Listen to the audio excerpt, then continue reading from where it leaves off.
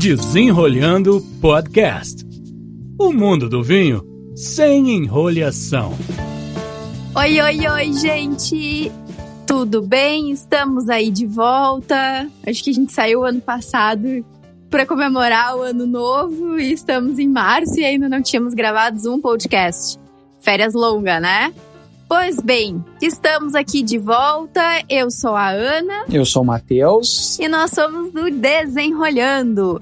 E a gente preparou o podcast hoje para falar sobre verdades e mitos no mundo do vinho, né? O que a gente fez, galera? A gente resolveu pegar aquelas dúvidas que o pessoal mais tem, às vezes nos procuram e apresentam, coisas que a gente vê nossos amigos fazendo, familiares fazendo um pouquinho errado, achando que estão certo, e condensou aqui em algumas perguntas e vamos conversar sobre isso hoje. Lembrando, né, esse deve ser o nosso terceiro podcast, né? Como é que é, amor? Podcast, que a Ana é o nossa voz com a British accent perfeito dela. Sim. E estamos aqui no nosso terceiro podcast. Gente, não sabemos quando vocês estão escutando isso, mas na verdade, se vocês estavam acompanhando, a gente teve um hiatinho aí no meio do caminho, mas resolveu retomar. E espero que gostem e nos mandem dicas a respeito. E vou dizer assim, desculpa te interromper, mas a gente ficou muito feliz que esses tempos a gente fez uma enquete e o pessoal tava pedindo a volta do podcast. E daí, quem votou foi minha mãe, a mãe da Ana, meu pai, que mentira. A Dadada aqui, né? Oi, Dadada! Mas tamo aí, vambora, né, galera? Não foi, amor, foi seguidor, mas vamos lá. Então, bora. Mas eles são seguidores, amor. Tá, amor, mas tu entendeu. Mas vamos lá. Será que a gente consegue aquela pergunta do milhão? Musiquinha da pergunta do milhão aí? Tchururu. Solta aí, Luiz! Agora... Gente, só pra avisar também que agora a gente é muito moderno. Antes a gente tava indo pro estúdio do Luiz pra fazer a gravação do podcast. E como essa pandemia aí não tá nos aliviando muito, a gente tá gravando de casa e o Luiz vai receber e vai fazer toda a montagem aí pra gente tá lançando pra vocês. Na verdade, ele vai fazer mágica, né? Mas então vamos lá, Luiz, solta a música do milhão e vamos para a primeira pergunta. Aí, oi! Vamos começar mais uma rodada de perguntas e respostas aqui do nosso programa com Matheus e Ana do Desenrolhando. Vamos começar por aquela, amor, que pra mim é a maior... É maior o quê? Maior dúvida do mundo do vinho, né? É uma dúvida? E até vou passar pra ti essa, então. Olha só. Vinho velho é vinho bom? Arregou. Eita, eu acho que é o que a gente mais escuta, né? Que vinho bom é vinho velho, enfim... E isso é um mito, gente. É o maior mito no mundo dos vinhos, né? A maioria dos produtos que estão aí no mercado, os vinhos que estão nas prateleiras, eles são vinhos para consumos rápidos. Não vou dizer um percentual exato, mas sei lá. Não tem percentual, mas a verdade é essa, né? Muito mais que a metade dos vinhos que estão aí no mercado, eles são vinhos para consumo rápido. Né? E rápido aqui a gente tá falando 2, 3 anos no máximo, 4 anos, não passa muito disso. O vinho, quando vai pro mercado, ele já tá pronto para consumo e dificilmente vai ganhar alguma coisa com o tempo. Isso a média geral dos vinhos, certo? Significa dizer, esses vinhos que são feitos para consumo mais rápido, eles não vão ganhar com o tempo. Pelo contrário, eles tendem a perder, né? Exato. Dá o exemplo aí do teu sogro, amor. Eu ia dizer se eu ia entregar meu sogro ou não, mas meu sogro é um que adora guardar vinho. E a gente achou já cada pérola lá na adega dele que às vezes deu certo, né? Deram certo. E outras, que é a maioria, só ele bebeu, porque eu acho que ele quis morrer abraçado no vinho. Tipo, não vou me entregar. Teve muita coisa que acabou vinagrando. Claro, obviamente, se for um vinho que ele tem chance de envelhecimento, o tempo vai fazer bem para esse vinho. Mas, de novo, qual é a grande questão aqui, respondendo a pergunta, não necessariamente o tempo vai fazer bem para o vinho. Então, não é só vinho velho que é bom. O vinho do ano pode ser um excelente vinho, né? Existem, inclusive, vinhos que são feitos para tomar no ano. Tem um vinho na França, que, na verdade, eles têm um lançamento que, inclusive, é mundial, que ele é feito, que é o Beaujolais Nouveau, que ele é feito para ser tomado em seguida, meses depois da sua produção. E se a gente for pensar em tempo de amadurecimento, né, de envelhecimento, de tempo que o vinho vai, ou o quanto vai melhorar com o tempo, os vinhos brancos, como regra, tendem a também não ganhar muito com a evolução.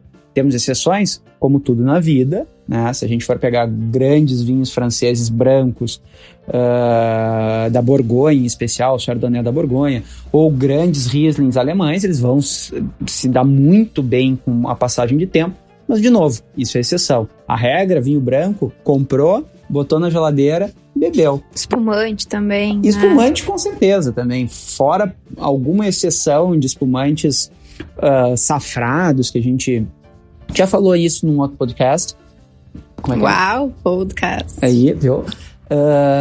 Então, espumantes que são de um nível elevadíssimo, espumantes são feitos para ser bebidos logo eles são engarrafados. Em resumo, vinho bom é vinho velho? Mentira, mito, né? Então, os vinhos que vocês vão encontrar muitas vezes em supermercados, pessoal que compra em vinho no supermercado, não guarda para vinho não compra vinho para guardar. Chega já, consome. Não digo que tem que já chegar em casa abrindo o vinho e enfiando goela abaixo, não é isso, mas é para consumo imediato. E pelo amor de Deus, né? Não é porque a gente falou isso agora que vocês vão chegar na adega de vocês e abrir todas as garrafas numa noite. Vai com calma, galera. Pelo amor de Deus, beba com moderação. Segundo, vinho bom é vinho de rolha e screw cap, que é o vinho de rosca, é ruim? Aí é uma pergunta que vai dar briga entre muitas pessoas. Sabemos que historicamente, né, a gente está acostumado com aquele vinho de rolha, saca-rolha, vocês encontram aí na internet 1001 formas de tirar a rolha do vinho sem o saca-rolha. Sugiro buscar aquela do cara tentando abrir com o sapato na parede. Não tentem fazer em casa, mas olhem, às vezes é divertido. Eu nunca tentei. Mas vamos lá, respondendo a pergunta sem muita divagação, eu diria que aceitar isso como uma regra, vinho de rolha é bom, vinho de screw cap é ruim, está errado. Mito! Grande mito. Por quê? Porque, claro, se nós formos pensar há algum tempo, quando começaram a botar rosca num vinho, é possível que aqueles vinhos não fossem tão bons. Mas já faz um bom período aí que várias vinícolas estão analisando, estudando e elaborando screw caps, né, rosca para colocar nos vinhos, que inclusive fazem o contrário, fazem bem para o vinho. Por quê? Porque eles aumentam a vedação do vinho, né? Então eles possibilitam que aquele vinho dure mais tempo. Mais do que isso, né? Ainda tem muita discussão sobre o que a rolha propicia para o vinho, sobre a questão de entrar oxigênio, não entrar oxigênio, melhorar a qualidade do vinho, se isso faz, não faz. Então o screw cap pode sim ser considerado um aliado dos produtores. Eu acho que, como a gente estava dizendo em relação ao que vinho bom, vinho velho, e estava comentando que a maioria dos vinhos são vinhos de consumo rápido, entra nessa onda, né? Se tu vai consumir o vinho que ele tá pronto ali para consumo, que tu vai levar para casa e vai demorar um tempo para consumir, não tem problema de tu usar o screw cap, não tem problema de tu usar a rosca, né? Não vai afetar a qualidade do vinho. Não precisa torcer o nariz quando alguém chegar na casa de vocês com um vinho de rosca achando que o vinho é ruim.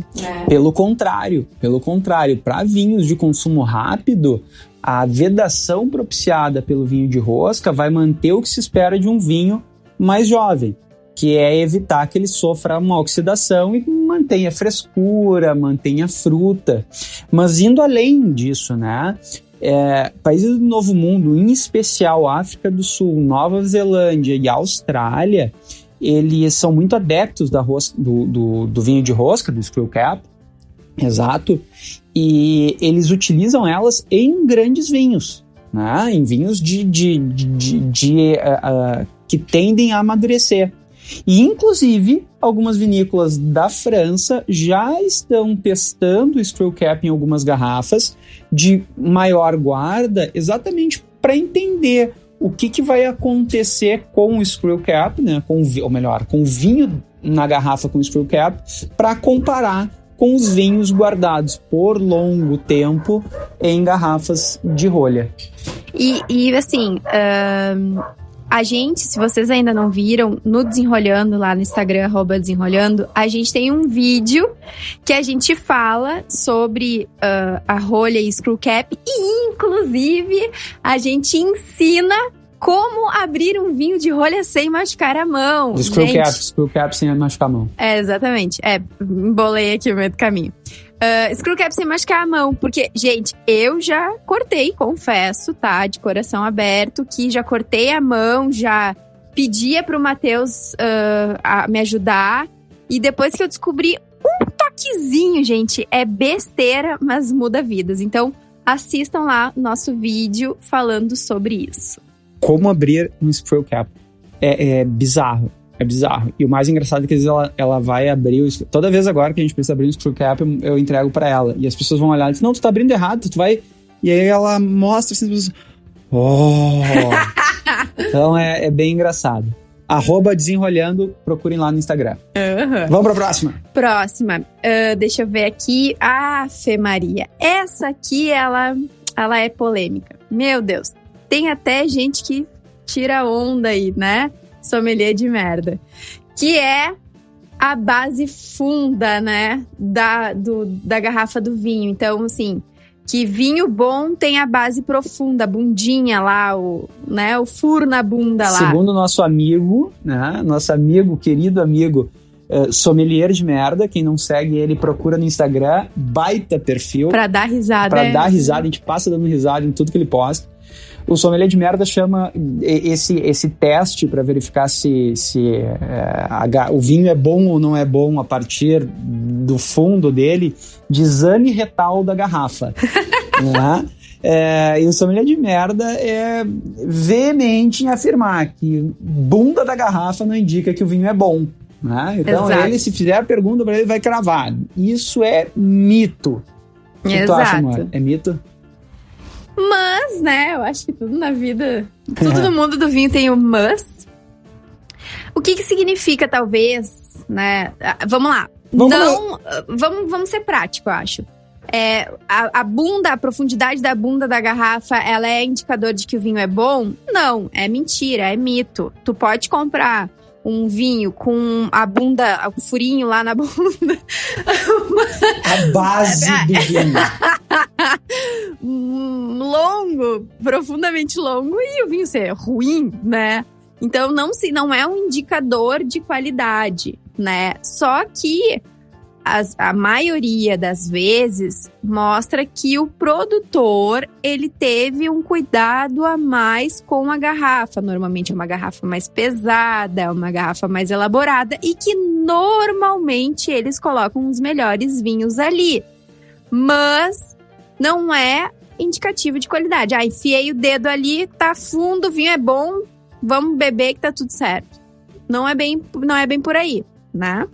O que a gente poderia falar é o seguinte, né? Até para não criar uma polêmica maior ainda, né? O fato de ter um fundo profundo, né? Uma base profunda, transforma em um vinho bom? Não, de forma alguma. Se o que está engarrafado ali é ruim, ele vai continuar sendo ruim, seja a base profunda ou não. Com o tempo melhora porque está numa base profunda ou piora porque está numa base reta? Não, de forma alguma. No entanto, pensem o seguinte, vocês olham para um produtor. O produtor tem diferentes linhas de vinho. Se vocês olharem para as garrafas deste mesmo produtor, vocês vão verificar que a tendência é os vinhos mais elaborados por ele tenham garrafas mais elaboradas, garrafas que inclusive custam mais, garrafas mais pesadas e, dentre outras coisas, garrafas que tenham uma base, né, a bundinha ali com um toque retal mais profundo. Não é garantia de qualidade, mas, né, como tudo na vida, mas pode indicar que aquele produtor tomou mais cuidado com aquela garrafa. Só a garrafa é suficiente? Não, vale a pena olhar um pouquinho sobre o produtor que vocês estão comprando o vinho. Show! Próximo, então. esse aqui eu acho que é um mito também bem famosinho, que é: vinhos bons têm apenas uma uva. Tipo, só Merlot, só Taná, só Chardonnay. Fala aí. Eu falo? Ou tu fala? Eu falo, então eu falo. Já tô falando demais, mas tudo bem, eu falo. Normal. Galera, é o seguinte. Se a gente for olhar pro Novo Mundo, isso eu acho que surgiu principalmente nos Estados Unidos, uma ideia de rotular os vinhos sempre com aquela uva com que ele é feito, né, que a gente chama de varietal, certo? Então, por exemplo, Cabernet Sauvignon, vai aparecer no rótulo Cabernet Sauvignon. É Merlot, vai aparecer no rótulo Merlot. Só que isso realmente é algo do Novo Mundo. Se a gente for pensar nos grandes vinhos do Velho Mundo, né? E aqui vou citar a região que talvez seja a região mais conhecida do mundo do vinho, que é Bordeaux. Os vinhos lá, e olha, estamos falando de alguns dos maiores vinhos do mundo, assim, sem discussão. São vinhos que são feitos com diferentes uvas, que é o que a gente chama de assemblage, né? Como? Ou um blend, né? O assemblage, que é mais do francês, blend do inglês, que significa que esse vinho tem misturas de uvas, tá? Então, muito pelo contrário. Não significa dizer que um vinho que tem uma uva só vai ser melhor que um assemblage, ou que um blend, ou que um corte, que vocês também podem encontrar isso. Porque quando o enólogo, na hora de fazer o vinho, faz um corte, o que ele está buscando? Trazer para esse vinho características que ele vai só encontrar em diferentes uvas, ou uvas de diferentes lugares, e assim por diante. Então, aqui é um que eu cravo que é mito, tá? Esse aí não tem discussão. Não dá para afirmar que vinhos de uma uva só são melhores que os vinhos de corte, ou mais, que somente vinhos de uma uva só vão ser bons vinhos. Eu acho que esse aí não tem muito que... Não tem muito como ir adiante, né? Mas realmente é uma dúvida que surgiu nos últimos tempos, é um mito que surgiu nos últimos tempos, exatamente para essa ideia de trazer no rótulo lá qual é a uva que está presente dentro dele, né? Bom, vamos lá para a próxima. Essa aqui também eu acho que o pessoal se confunde bastante. Vinhos com mais álcool são os melhores? Olha, gente, você quer ficar bêbado? É o mais indicado, né? Se quer ficar bêbado, toma um destilado, né? Fica aí, então, tem um livro bem interessante. A Ana até me deu de presente esses dias, que ele conta a história da civilização a partir de 6 bebidas, né? E aí começa com a cerveja, passa da cerveja pro vinho, do vinho pro destilado, do destilado pro café, né? E assim vai, depois vai para Coca-Cola e depois para água. Mas é bem interessante essa passagem das bebidas, em especial quando chega no destilado, que várias pessoas, várias culturas, por assim dizer, não conseguem entender como é que ainda se bebe vinho e cerveja se o destilado é capaz de deixar bêbado muito mais rápido, né? Então, se alguém quiser seguir a dica da Ana de simplesmente ficar bêbado, vai pro destilado que a ideia é tonturinha. Se a ideia é tonturinha, vai 2 shots ali e já era. Mas, bueno, voltando pra dúvida. É mito, né? Pois então, isso é um mito que possivelmente ele foi criado também em razão da influência dos vinhos do Novo Mundo, né? Em especial dos vinhos americanos, que, vamos lá, né, gente, de onde é que vem o álcool? O álcool vem do açúcar contido na uva. Então, quanto mais açúcar eu tiver naquela uva, quanto mais essa uva maturar, mais álcool eu consigo obter dela, né? Esse é o princípio básico. E normalmente a uva vai maturar mais quando eu tiver mais sol, né? E os vinhos americanos, eles, em especial na Califórnia, eles têm uma maturação muito boa. E por influência de lá, se começou a fazer, e não estamos falando de maus vinhos, mas bons vinhos, com uma alta graduação alcoólica, vinhos bem pesados, né, estruturados com esse álcool, que são bons vinhos, não deixam de ser. Mas se a gente for mudar de área ou mudar de região produtora e for para a França, França moderna, né? Antigamente realmente tinha uma classificação de alguns vinhos em razão da graduação alcoólica. Ninguém vai perguntar se o vinho tem 14% de álcool para dizer que é um vinho bom, né? Pelo contrário, tem ótimos vinhos sendo feitos numa graduação entre 12% e 13% de álcool e ainda assim com qualidade exuberante. Então não significa que um vinho de maior graduação alcoólica vai ser um melhor vinho. Não usem isso como parâmetro na hora da escolha. Tipo, 15% alcoólico, vinhaço. 11%, esse vinho não tem nada a ver. Não, é ruim, descara. De forma alguma, isso não pode ser parâmetro para escolha. São vinhos distintos, tá? Não tem nada a ver isso para definir qualidade de vinho. Exato. Bom, acho que o próximo que a gente tem aqui é que vinho branco é igual, ou produzido, né, somente com uva branca. Esse aqui eu já digo que é um mito e verdade, mito ou verdade de nível médio difícil, tá? Isso aí tem vários bebedores de vinho que às vezes não sabem disso. Mas a gente até comentou, acho que num do podcast, acho que dos espumantes, a gente comentou sobre o contato da casca ou não contato da casca, né? Tipo, volte 2 casas ou 1 casa, enfim. Mas existe sim, é um mito, né? Existe sim vinho branco produzido com uvas tintas, né? E eu acho que até essa ideia de espumante / champanhe, serve para elucidar isso. As pessoas muitas vezes tomam espumantes lá que a gente chama de Blanc de Noir, né? São espumantes brancos produzidos com uvas tintas, e em champanhe isso é uma forma de produção muito comum, certo? E não se dão conta disso em relação aos vinhos tranquilos.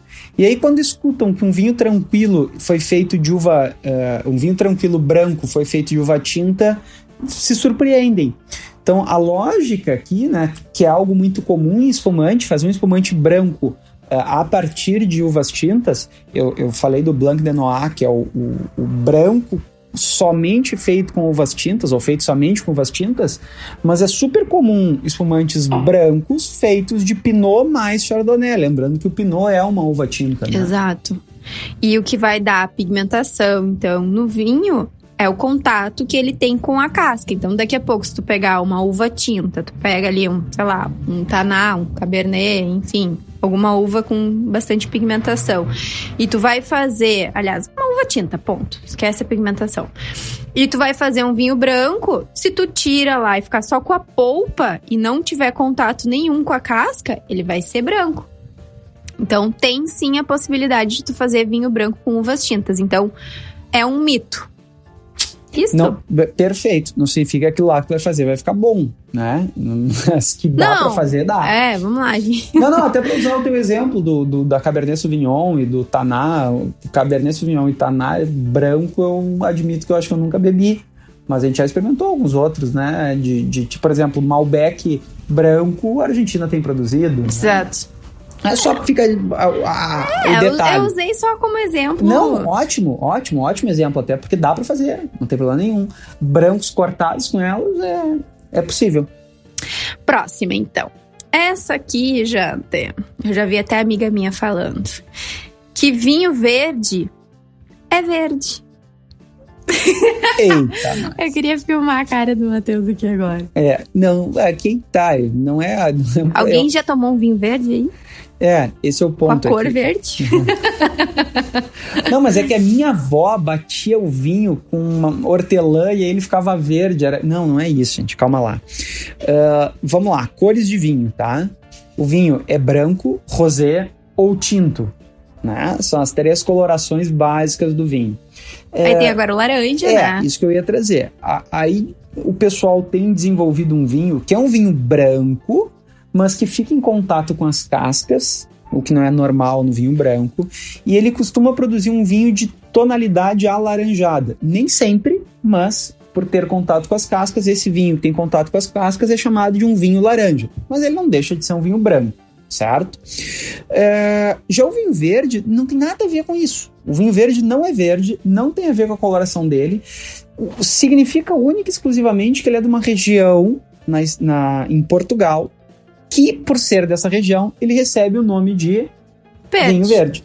E esse vinho, ele pode tanto ser branco quanto ser vinho tinto, não tem problema nenhum. Tanto um vinho branco quanto um vinho verde, quanto um vinho tinto pode ser denominado de vinho verde. Inclusive, a gente até fez um post, né? Hoje eu tô linkando, eu tô um fenômeno a pessoa do Alto Jabá, né? Então, né? A gente tem que divulgar o trabalho aqui, né?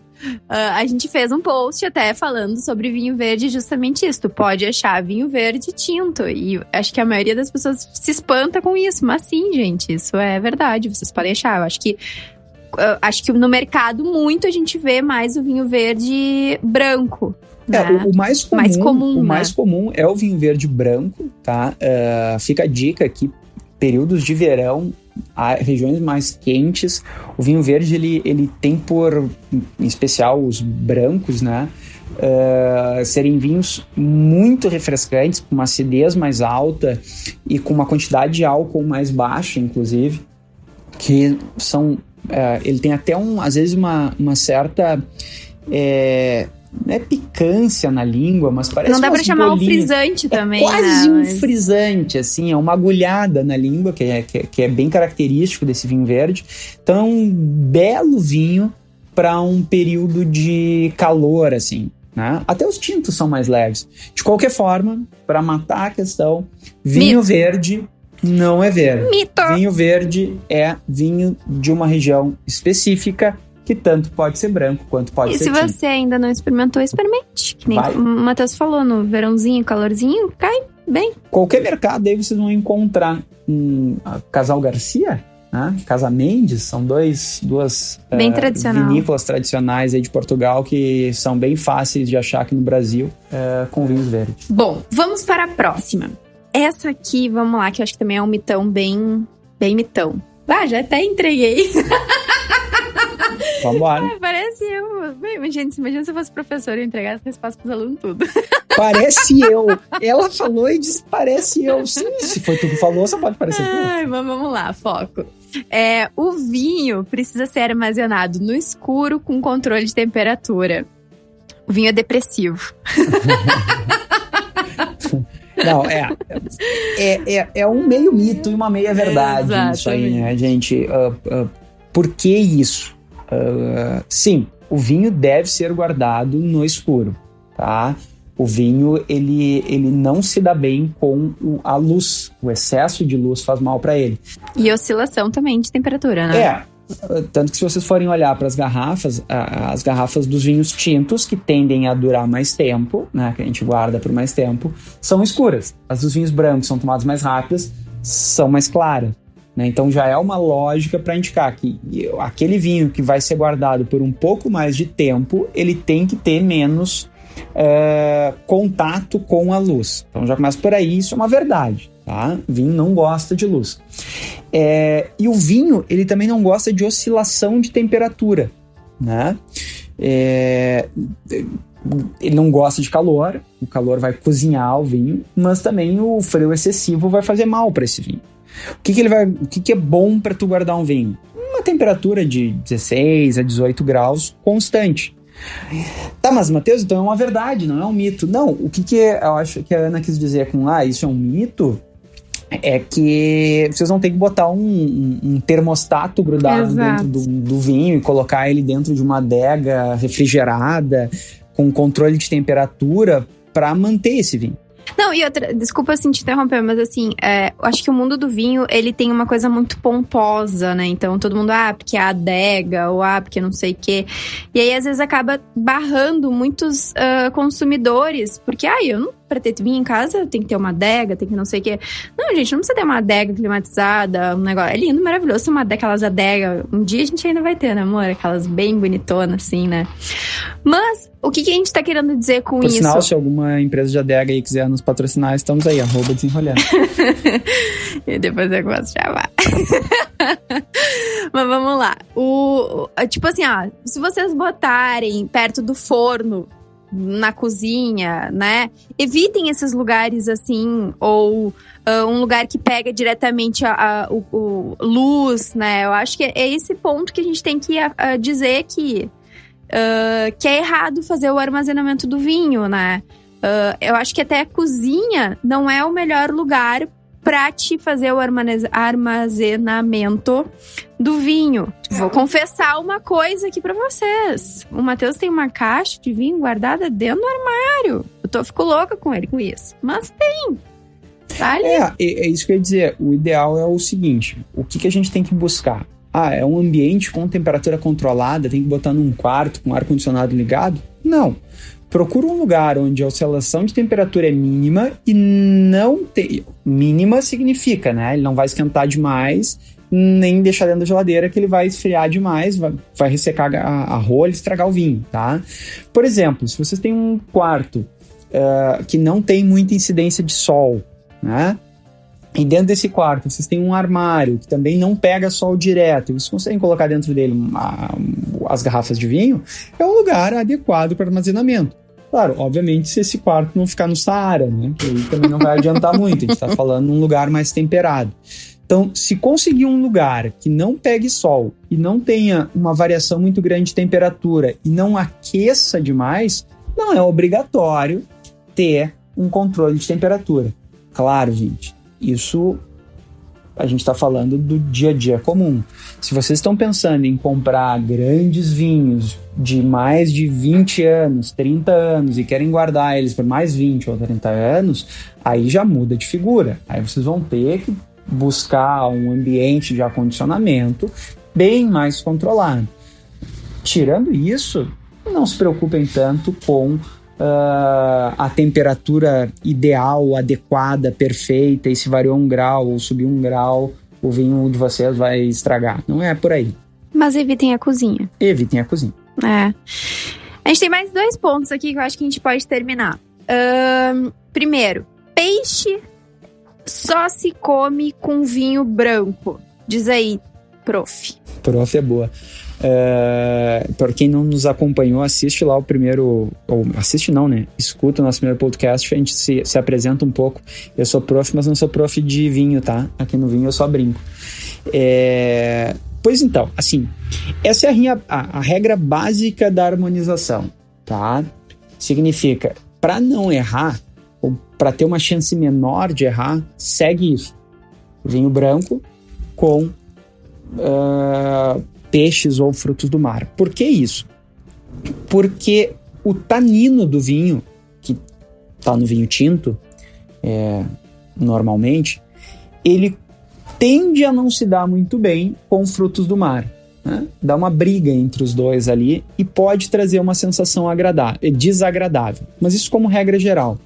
No entanto, quando a gente vai tentar harmonizar comida e bebida, ou melhor, comida e vinho, a outra regra de ouro da harmonização é a gente pensar no peso dos dois.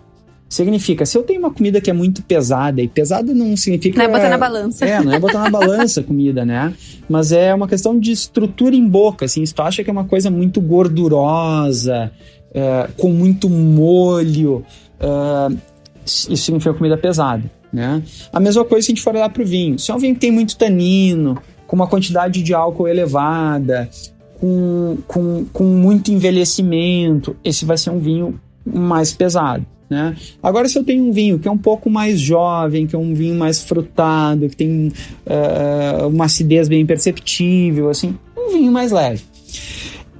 Eu tenho vinhos tintos que tendem a ser mais leves. Por exemplo, Pinot.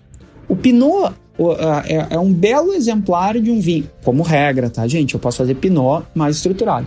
Mas Pinot costuma ser uma uva que leva à elaboração de vinhos mais leves. Outro exemplo, os gamés. A gente não tem tanto, mas tem alguns no Brasil aqui. A Miolo tem feito um gamé bem legal, que é o Wild. Acho que já encerrou, venderam tudo. O Wild Gamé 2020 já esgotou, mas a gente está em 21 gravando esse podcast, fique bem claro. 21 já está sendo preparado, pelo que a gente viu lá, o Miguel já falou que está fazendo de novo. É um vinho que é bem legal de tomar, assim, é bem leve, né? Ele não tem toda essa estrutura. Então, assim, para um sushi, acho que vamos tentar, desculpa, eu acho que eu te atrapalhei, mas um salmãozinho aí, um sushizinho. Um sushi eu acho que é meio pesado. Agora, um salmão, que é já um peixe com mais gordura, eventualmente um bacalhau, né? Ou um salmão com algum molho. Agora pra Semana Santa, olha que link bom que eu fiz. Pronto, aí a Semana Santa. O Matheus ficou bravo porque eu saí fora do roteiro. Não tem roteiro, mas é que a gente não sabe quando as pessoas vão estar escutando isso, então não... Não, tá... Olha aqui, tá... Bom, então, gente, a gente tá estourando nosso tempo. Para não cansar vocês, a gente vai encerrar com vinho com borbulha é champanhe? Tá bom, amor, essa eu deixo para tu responder. O que é? Gente, vamos lá. Mito, tá? E aí, vamos lá. Volte 2 casas, 1 casa. Agora tem que estudar mais ali para ver. Mas a gente já falou em outro podcast. O vinho com borbulha é espumante, né? Para ser chamado de champanhe, ele precisa ser produzido em uma determinada região, né? Então, vinho de borbulha é espumante. Pode ser chamado de champanhe? Sim, se for produzido lá na região. É bem isso, a gente já tinha falado no podcast sobre espumante, né? Procurem lá, a gente fala um pouquinho sobre Porto Alegre, um pouquinho sobre espumantes de Porto Alegre, conta um pouquinho sobre espumante. Na verdade, espumante é o vinho que tem gás dentro dele, né? Aquele que vocês percebem na borbulha. E Champagne é uma região que produz vinho espumante, Champagne na França. Eu só posso chamar de Champagne o espumante feito na região de Champagne, na França. Os demais são chamados de espumante. Certo, amor? Terminamos por hoje? Acho que sim. Eu espero que vocês tenham gostado. Não esqueçam de nos seguir no @desenrolhando. Deixem sempre o feedback de vocês aí pra gente. E é isso. Até a próxima. Vamos preparar aí um roteiro bacana aí pra vocês na próxima. Falou, galera. Se tiver alguma dica aí, nos avisem que a gente prepara um podcast especial pra vocês. Até a próxima. Beijo.